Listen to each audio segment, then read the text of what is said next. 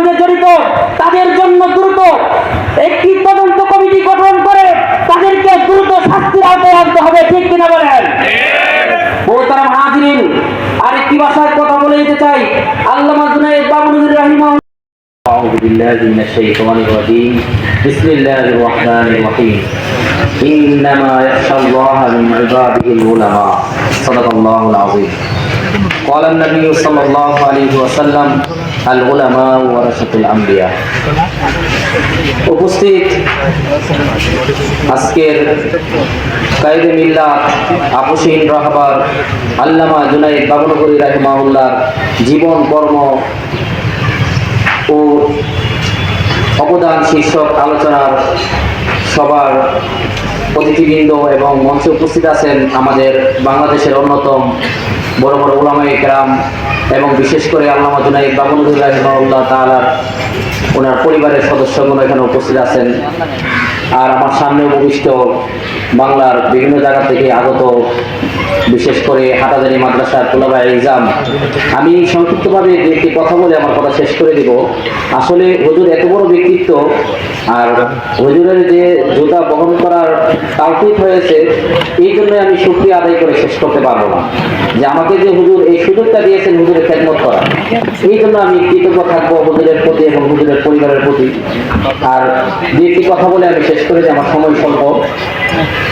দেখেন, আমরা এই বাংলার জমিনে দেখেছি কারো বাবা হত্যার বিচার, সেই বিচার নিয়ে মানুষের মনে প্রশ্ন আছে, তারপরও বলতেছি কারো বাবা হত্যার বিচার আমরা দেখেছি এই বাংলার জমিনে 40 বছর পরে হয়েছে। বাংলাদেশে স্বাধীনতার শত্রুদের বিরুদ্ধে দেখেছি বিচার হয়েছে 45 বছর পরে।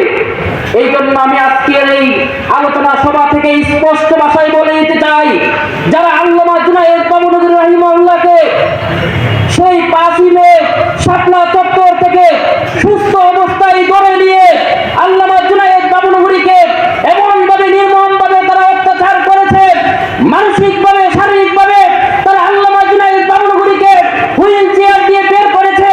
যারা এই কাজ করেছে তাদের স্পষ্ট ভাষায় বলে দিতে চাই, তার বাবা হত্যার বিচার যদি 40 বছর পরে হতে পারে, স্বাধীনতা বিরোধী শত্রুদের বিচার যদি 45 বছর পরে হতে পারে, যারা আল্লামা বাবুনগরীর সঙ্গে এরকম অত্যাচার করেছে তাদের বিচার এই বাংলার জমিনে হবেই হবে, হবে হবে ইনশাআল্লাহ।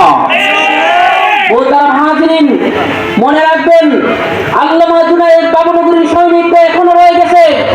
আমি হেফাজতের কাছে স্পষ্ট ভাষায় বলে দিতে চাই, আপনারা দ্রুত একটি পরিষদ গঠন করেন, যেখানে আল্লামা জুনায়েদ বাবুনগরীকে সেই 29 দিন যে রিমান্ড দেওয়া হয়েছিল তার সঙ্গে যেই সমস্ত গোয়েন্দা বিভাগ জড়িত, তার সঙ্গে যেই সমস্ত আওয়ামী লীগের সন্ত্রাসীরা জড়িত, তার সঙ্গে যে সমস্ত ভারতের দালালরা জড়িত, তাদের বিচার এই বাংলার জমিনে হতেই হবে, হতেই হবে ইনশাআল্লাহ।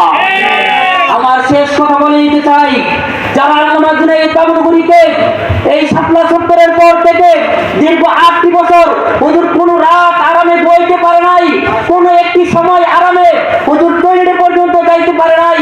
সব থেকে বড় কষ্টের বিষয় ছিল হুজুর রিমান্ড থেকে বের হওয়ার পরে হুজুর কোনোদিন সেজদা করার জন্য জমিনের মধ্যে হুজুরের কপালটা লাগাইতে পারে নাই। আমি স্পষ্ট ভাষায় বলে দিতে চাই, যারা এর সঙ্গে জড়িত তাদের জন্য দ্রুত একটি তদন্ত কমিটি গঠন করে তাদেরকে দ্রুত শাস্তির আওতায় আনতে হবে, ঠিক কিনা বলেন? মোহতারাম হাজিরিন, আরেকটি ভাষায় কথা বলে দিতে চাই, আল্লামা জুনায়েদ বাবুনগরী রাহিমাহুল্লাহ সবসময় বলতেন যে মানুষকে ধ্বংস করে দেই 2টা কাজে, একটি হলো অর্থের লোভ, আরেকটি হলো পদের লোভ। এই জন্য আমি যেহেতু এখানে মুরব্বীরা আছে, আমার ছাত্র ভাইদের উদ্দেশ্য করে আমি বলে দিতে চাই, আপনারা এই বাবুনগরীর এই জীবন শীর্ষক আলোচনা সভা থেকে এতটুকু মেসেজ দিয়ে যান যে আল্লামা জুনায়েদ বাবুনগরী রাহিমাহুল্লাহ প্রায় সময় যেহেতু এই কথাটা বলতেন যে অর্থের লোভ এবং পদের লোভ মানুষকে ধ্বংস করে দেয়, আমরা এখান থেকে ওয়াদা করে যাব যে হুজুরের জীবনী থেকে আমরা এতটুকু শিক্ষা পেয়েছি যে জীবনে আমরা কোনোদিন অর্থের লোভ এবং পদের লোভ করবো না ইনশাআল্লাহ। আর শেষ কথা আরেকটি কথা বলে দিতে চাই, আমাদের যারা আমরা তরুণ প্রজন্ম আছি, আমরা আল্লামা জুনায়েদ বাবুনগরীর জীবনী জানতে চাই, তাদের জন্য আমি আরেকটি কথা বলতে চাই। আমরা দেখেছি হুজুর যখন বাংলাদেশের বিভিন্ন প্রান্তে প্রান্তে মাহফিল করতেন, যে মাহফিলগুলো আমরা হুজুরের সবার সঙ্গে এসবে দেখেন আমরা দেখেছি কি হুজুর যখন মাহফিল থেকে আসতেন, হুজুর অনেক সময় অনেক এলাকার মানুষ আছে যারা মাহফিলের টাকা খুব কম দিতেন। আমাদের বর্তমানে অনেক মানুষ আছে যে আসার পরে দেখে যে কোন এলাকার মানুষ কত টাকা দিছে, যদি কম দেয় তাহলে পরের বছর এই মাহফিলগুলো রাখে না। কিন্তু আমাদের শাইখের এমন একটি গুণ ছিল, অনেক জায়গায় অনেক জেলাতে আছে তারা মাহফিলে এমন কম দিত যে হুজুরের 12টা পর্যন্ত নিজের পকেট থেকে দিতে হইতো। মোহতারাম হাজিরিন, আমি দেখেছি হুজুর বলতো যে এনাম একটি কাজ করো, ওই হুজুরের একটা পট ছিল, সেই পটটা আনার পরে হুজুরের টাকার বাক্স যে খামের ভিতরে টাকাটা দিত, সেই খামটা ছিঁড়ে না গনে হুজুরের অন্য টাকার সঙ্গে হুজুরে সেই টাকাটাকে মিশ্রণ করে ফেলতো, যেন হুজুর বুঝতে না পারে। কারণ হুজুর একজন মানুষ ছিল যে তারা এত কম টাকা দিয়েছে যে হুজুরের বাড়াটাই হইতেছে না, এই জন্য হুজুর কি করতো, ওই বাকি টাকার সঙ্গে মিশে ফেলতো। এই জন্য আমি সকলকে উদাত্ত আহ্বান জানাবো, তরুণ সমাজকে, আপনারা কাজ করেন, আল্লামা জুনাইদ বাবনগরী রাহিমাহুল্লাহর মতো কাজ করেন। দুনিয়ার লোভে নয়, দুনিয়ার কোনো স্বার্থে নয়, একমাত্র আল্লাহকে রাজি খুশি করার জন্য যদি কাজ করতে পারেন, আমি গ্যারান্টি দিয়ে বলতে পারি বাংলার কোন অপশক্তি আল্লামা জুনাইদ বাবনগরীর ছাত্রদের সামনে মাথা উঁচু করে দাঁড়াতে পারবে না ইনশাআল্লাহ। আমার শেষ মেসেজ হলো, এই উম্মুল মাদারিস হাটাজারি মাদ্রাসা আমরা দেখেছি বহুত নাটক হয়েছে, সাবধান করে দিতে চাই, সাবধান করে দিতে চাই। কোন শত্রু যদি আমাদের এই মাদ্রাসার দিকে চোখ টেরা করে তাকায়, তার চোখ উপড়ে ফেলা হবে, চোখ উপড়ে ফেলা হবে ইনশাআল্লাহ।